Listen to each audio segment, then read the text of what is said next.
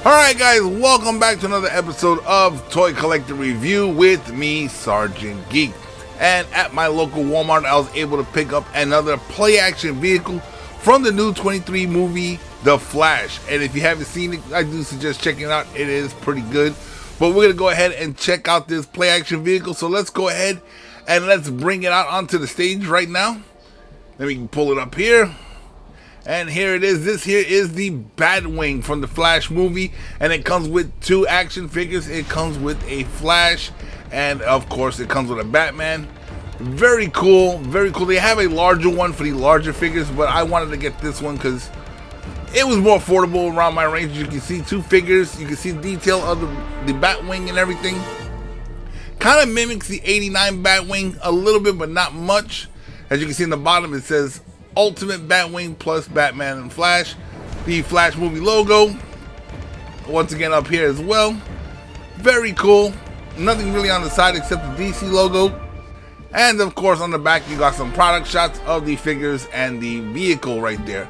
Once again, really cool. It only fits one figure in there, which is pretty cool because that's how most playable toys are, so totally understandable. You got the Flash logo once more there. And here it is, guys. It is pretty big, so for being the smallest version out there. So let's go ahead, let's take it off the cardboard and let's check this out.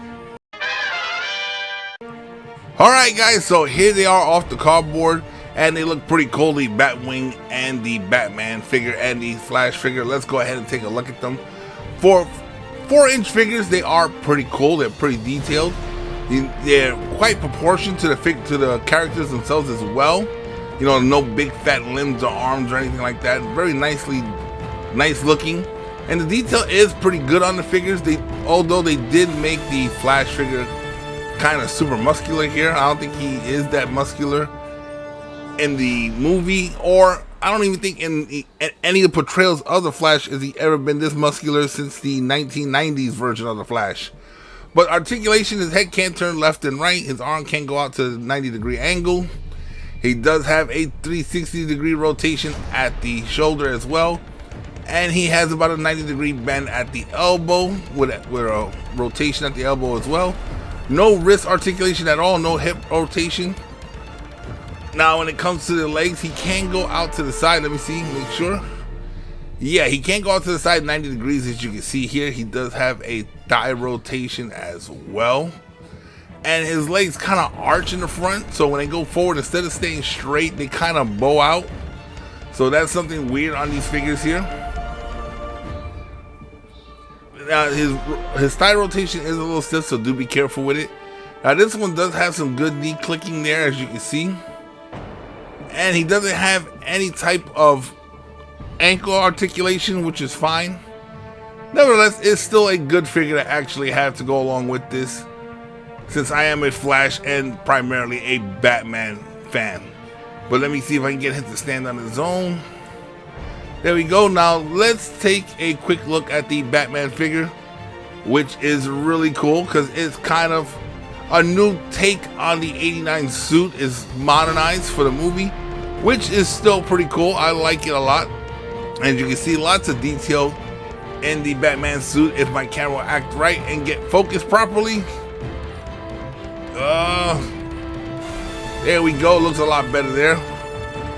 Now, as you can see, once again, lots of detail there. You got the utility belt that blends in with them, which they should have actually did it yellow because, you know, the Batman utility belt's always been yellow since the 89, and I think that would have been cool to actually leave it like that. But nevertheless, it's still nicely done. You got the mask that goes on the back here underneath, on top of the cape, which is really cool. Now the cape I think should have been a little bit longer, but I get it.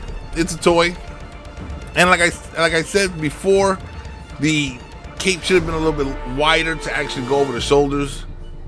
But once again, I understand it still does look pretty cool. Let's move these figures out the way, and let's take a look at this Batwing. Now this thing does look really cool. Now don't let the size of my hands with this Batwing fool you. It is fairly large, and it does look really cool. It kind of reminds me of the 89 Batwing, but being a new take on it. And this one actually has some landing gear that comes down, which is once again a nice little touch there, as you can see, so you can display him however you want to display him. It's got the little details of the fins of the fans down there that actually go into hover mode. Now the landing gear snaps into place really easily, so you can tuck it away if you wanted to do that.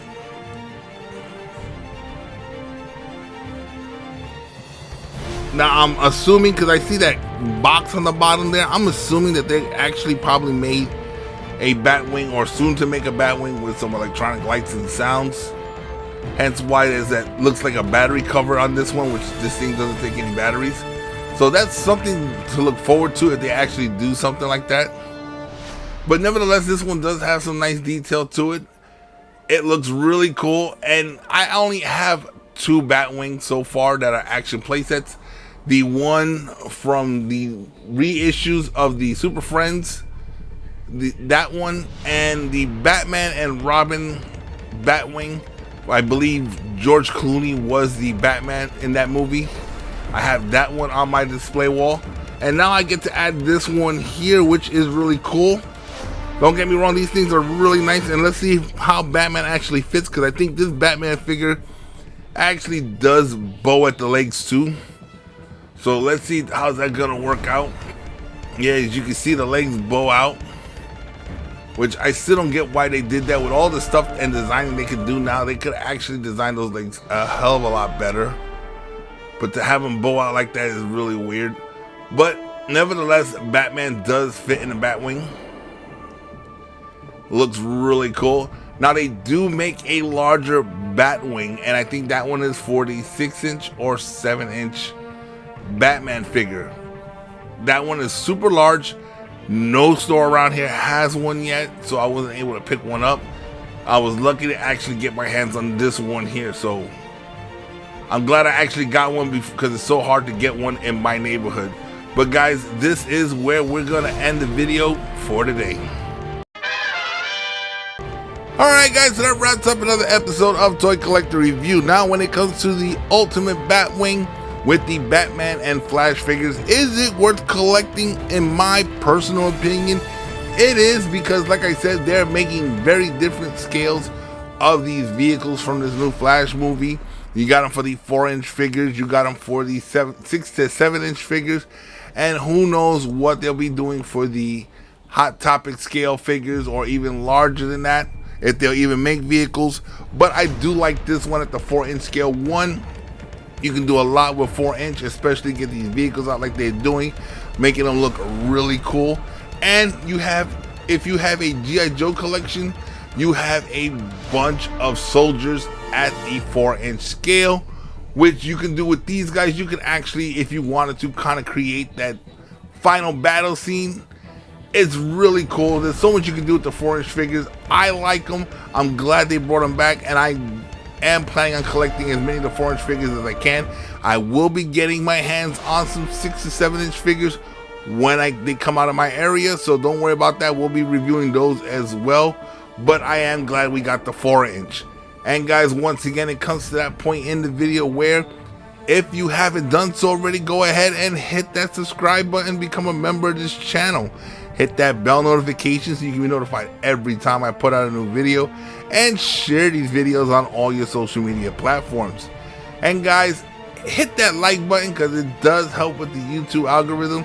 And if there's anything in particular you would like to see on this channel, go ahead and hit me in the comment section below, and I will do my best to get that out there for you guys. Once again, I'm Sergeant Geek, and I'm signing off.